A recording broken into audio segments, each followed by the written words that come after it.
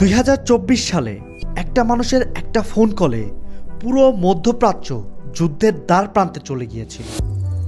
সেই মানুষটা ইরানের প্রেসিডেন্ট ছিলেন না, কোনো সংসদেরও কেউ ছিলেন না, তিনি কোনো নির্বাচনে যেতেননি, ভোটও পাননি, কিন্তু তার একটা কথায় ইরানের সেনাবাহিনী নড়ে গিয়েছিল।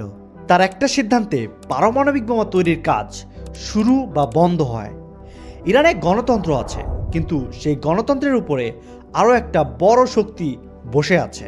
আজকের 3 মিনিটে বুঝবেন কিভাবে কাজ করে পৃথিবীর সবচেয়ে রহস্যময় এই রাষ্ট্র ব্যবস্থা, এবং শেষে জানবেন 2026 সালে এর কাঠামো কতটা টিকে থাকবে।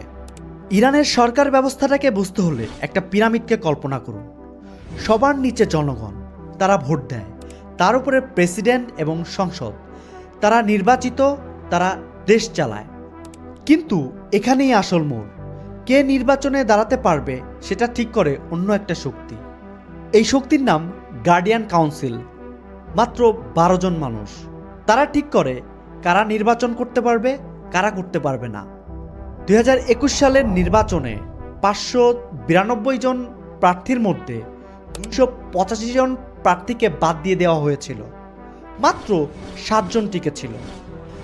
আর গার্ডিয়ান কাউন্সিলের অর্ধেক সদস্য নিয়োগ করেন সেই সর্বোচ্চ নেতা খামেনি নিজেই।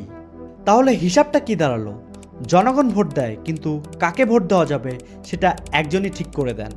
কিন্তু গল্পটা এখানেই শেষ না। পিরামিডের বাইরে আরও একটা শক্তি আছে, যারা কোনো পিরামিডে নেই কিন্তু সব কিছু নিয়ন্ত্রণ করে।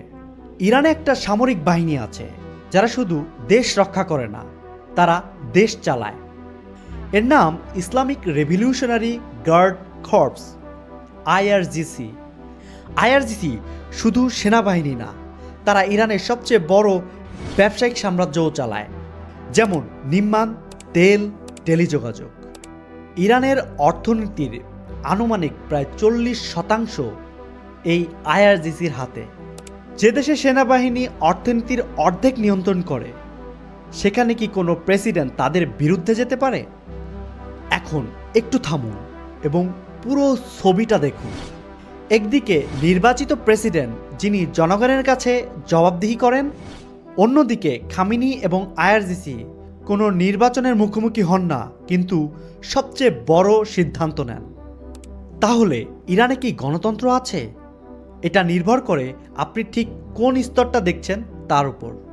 কিন্তু এখন খামেনির পরে তার ছেলে মোস্তফা খামেনি এসেছে ক্ষমতায়। এখন ইরান সবচেয়ে